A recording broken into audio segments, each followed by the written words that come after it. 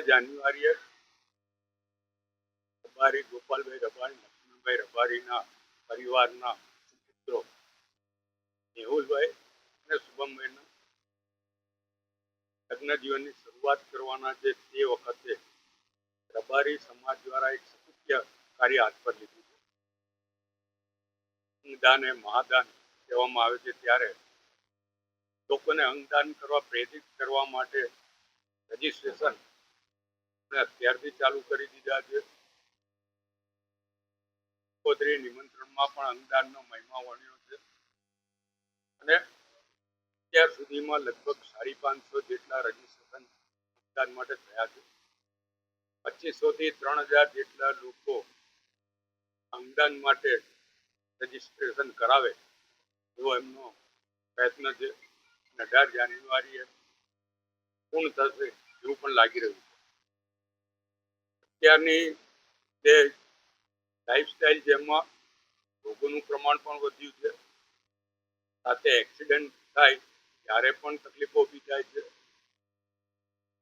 ત્યારે ભાઈ ભાઈને, પતિ પત્નીને કે મા બાપ દીકરાઓને તકલીફમાં અંગદાન ના કરતા એવા સમયમાં લોકોને બીજાને અંગદાન કરવા પ્રેરિત કરવા એ ખૂબ જ મહત્વનું કાર્ય અત્યારે ગોપાલભાઈ રબારી અને એમના પરિવાર દ્વારા કરવામાં આવી રહ્યું છે. અભિનંદન પણ આપું છું, શુભેચ્છા પણ પાઠવું છું. અને અંગદાનનો જે મહિમા છે એ આપણે સૌ જાણીએ. મુરબ્બી શ્રી દિલીપભાઈ દેશમુખ RSS સાથે સંકળાયેલા છે. એ પણ આ અંગદાન માટે ખૂબ જ સક્રિય છે. નિલેશ શેઠ વડોદરાના બિલ્ડર રત્નમ ગ્રુપ પણ અંગદાન માટે કામગીરી કરે છે. ટ્રસ્ટ બનાવીને કામગીરી કરી રહ્યો છે.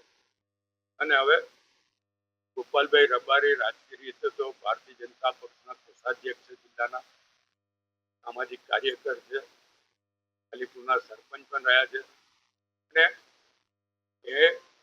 અને એમનો પરિવાર જ્યારે અંગદાન માટે આગળ આવ્યો છે અને જ્યારે રજીસ્ટ્રેશન કરાય લગ્ન પ્રસંગે અંગદાન રજીસ્ટ્રેશન કરવું એ સૌથી મોટું કામ એમણે હાથ પર લીધું.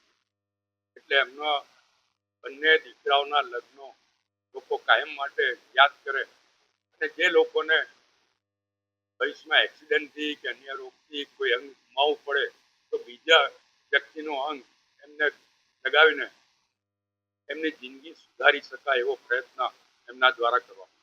આપણા તો શાસ્ત્રોમાં જ અંગદાન બતાવવામાં આવ્યું છે. મહાદેવજીએ પહેલી સર્જરી કરી હતી ગણપતિજીના